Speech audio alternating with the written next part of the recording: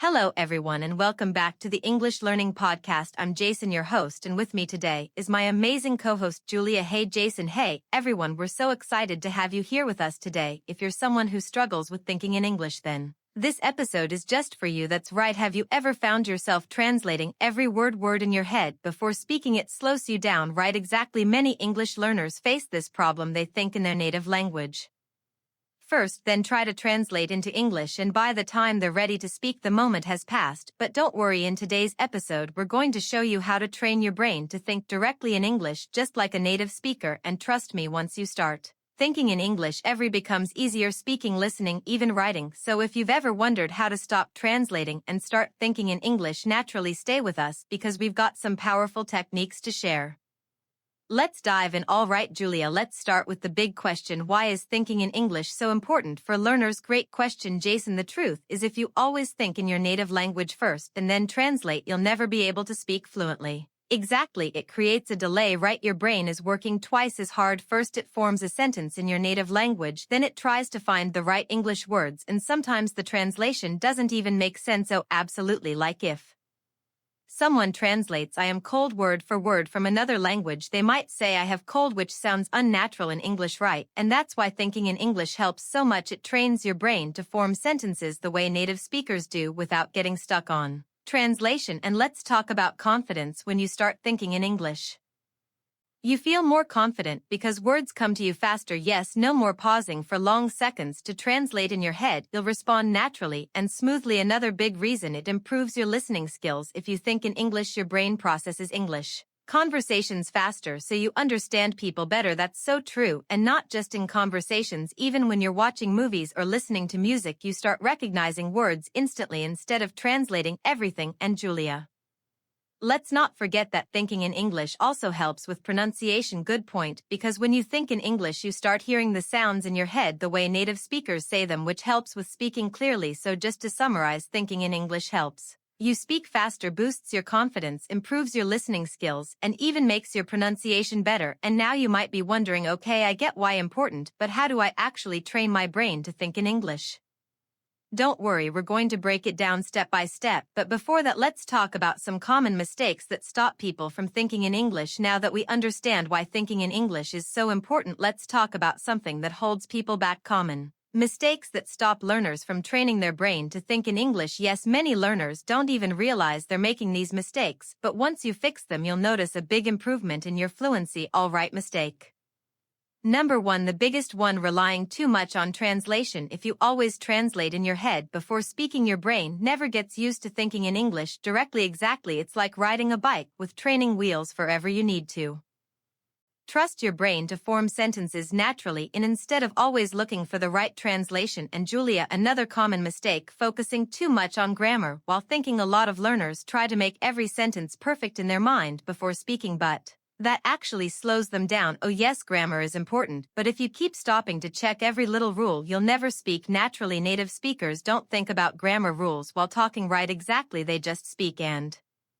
guess what? Even native speakers make grammar mistakes sometimes. That's so true. Okay, mistake number 3, fear of making mistakes. Some people are so afraid of saying something wrong that they stop themselves from thinking or speaking in English at all. Right, but making mistakes is how we learn. The more you practice thinking in English, the better you'll get. Don't be afraid to sound imperfect. Fluency comes with practice, not perfection. Absolutely. And another mistake that blocks thinking in English: not surrounding yourself with English. If your daily life is full of your native language, your brain will naturally default to that language instead of English. Great point. If you only use English in a classroom or for studying but not in daily life, your brain won't switch to English naturally, and that's why immersion is so important. Things like listening to English music, watching English videos, and reading in English. Exactly. Okay, let's quickly recap the biggest mistakes that stop you from thinking in English are: 1, relying too much on translation; 2, overthinking grammar while forming sentences; 3, fear of making mistakes; 4, not surrounding yourself with enough English. If you're making any of these mistakes, don't worry. The good news is we're going to show you how to fix them. Yes, up next we'll share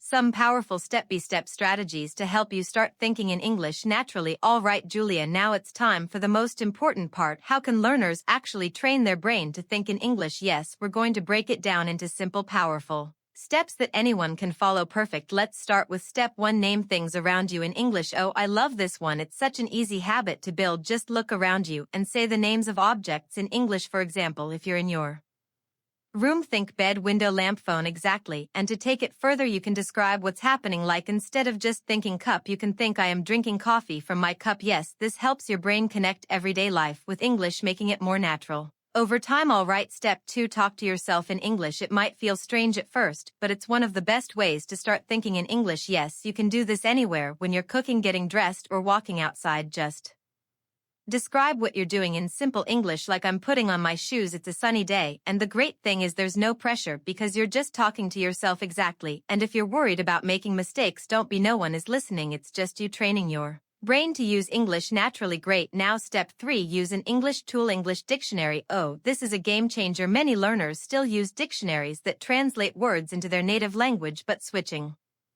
to an English to English dictionary helps you think in English instead of translating. Right? For example, if you don't know the word excited, instead of translating it to your native language, look it up in an English dictionary where it says feeling very happy and eager. That way your brain connects words in English, not another language. Exactly, and it improves your vocabulary naturally. All right, next step 4. Think in simple sentences first. Yes, many learners try to think in complex sentences too soon, and that makes them feel stuck. Instead, start with short, simple thoughts like, instead of thinking I should go to the store because I need to buy some vegetables for dinner, just start with I need vegetables. Yes, once you get comfortable, your sentences will naturally get longer over time. Alright, let's move on to step 5. Have an English inner voice. Oh, I love this one. Instead of thinking in your native language, try to have a little conversation in English in your head. For example, if you're planning your day, think, what should I do first? Maybe I'll start with breakfast. Yes, this is like turning your thoughts into an English dialogue. It's one of the fastest ways to start thinking in English without effort, and you can even ask yourself questions in English like, how do I feel today? Or what should I wear? That's a great habit. And finally, step 6. Surround yourself with English. Yes, the more you expose yourself to English, the more natural it becomes. Listen to English podcasts, watching English videos, and read books or articles in English. That's right. The more English you hear, the more your brain starts thinking in English automatically. So let's quickly recap the 6 steps to train your brain to think in English. 1. Name things around you in English. 2. Talk to yourself in English. 3. Use an English to English dictionary. Think in simple sentences first. 5. Have an English inner voice. Surround yourself with English. These steps will help you stop translating and start thinking in English naturally. Yes, and the best part, you can start practicing these today up. Next, we'll talk about daily exercises you can do to make thinking in English a permanent habit. Alright, Julia, we've talked about strategies to start thinking in English, but now let's take it one step further. How can learners practice this every day and make it a habit? Yes, because just knowing the techniques isn't enough. You need to practice consistently to train your brain to think in English naturally. Exactly, so let's share some simple daily exercises that will help learners develop this skill. First, start and end your day with English thoughts. The moment you wake up, try to describe your plans for the day in English. Yes, instead of thinking in your native language, say in your mind, today is Monday, I have a meeting at 10 a.m. I will have lunch with my friend, and at night do the same. Review your day in English before sleeping. Think, what did I do today? Did I enjoy it? This helps your brain switch to English mode at the beginning and end of the day. The second, daily practice. Set a no translation rule for at least 30 minutes a day. Oh, I love this one. For those 30 minutes, challenge yourself to only think in English, no translating allowed. Yes, it might be difficult at first, but even if you struggle, just try. The more you practice, the easier it gets. Next, try to talk to yourself in English out loud for a few minutes every day. Right? Just like we mentioned earlier, describe what you're doing. You can say, I'm making tea, it smells so good, I will drink it, while reading a book. The key is to make English part of your daily routine, even if no one is around to listen. Another great way to practice, use English while doing simple activities like cooking, driving, or exercising. Yes, instead of letting your mind wander, focus on thinking in English. If you're going for a walk, you can think, the weather is nice today, the sky is blue, I feel relaxed. And finally, keep a simple English journal. Write down your thoughts, what happened during your day, or even your goals in English. This is a great way to track your progress, and don't worry about grammar, just focus on expressing yourself in English. Alright, let's quickly summarize these daily exercises. 1. Start and end your day in English. Set a no translation rule for at least 30 minutes a day. 3. Talk to yourself aloud in English. Use English during simple activities. Keep an English journal. If you do these small exercises every Day thinking in English will become automatic over time. That's right. Up next, we'll talk about how to stay motivated and consistent in your English thinking practice. Alright, Julia, we've talked about how to practice thinking in English every day, but let's be honest. Learners will face challenges along the way. Absolutely, it's normal to struggle, but the key is to overcome these challenges instead of giving up. So let's go over 3 common challenges and how to solve them. One of the biggest struggles is that learners naturally think in their native language first, then they try to translate into English. Yes, and that slows everything down. The solution: be patient and practice small English thoughts first instead of full sentences. Start with just words or phrases right, and using an English to English dictionary instead of translating words can also help your brain stay in English mode. Another challenge is feeling stuck because you don't know the right words. This can be frustrating. It happens to everyone, but instead of stopping, try to describe the word with simple English. For example, if you forget the word refrigerator, you can think a cold box where I keep food.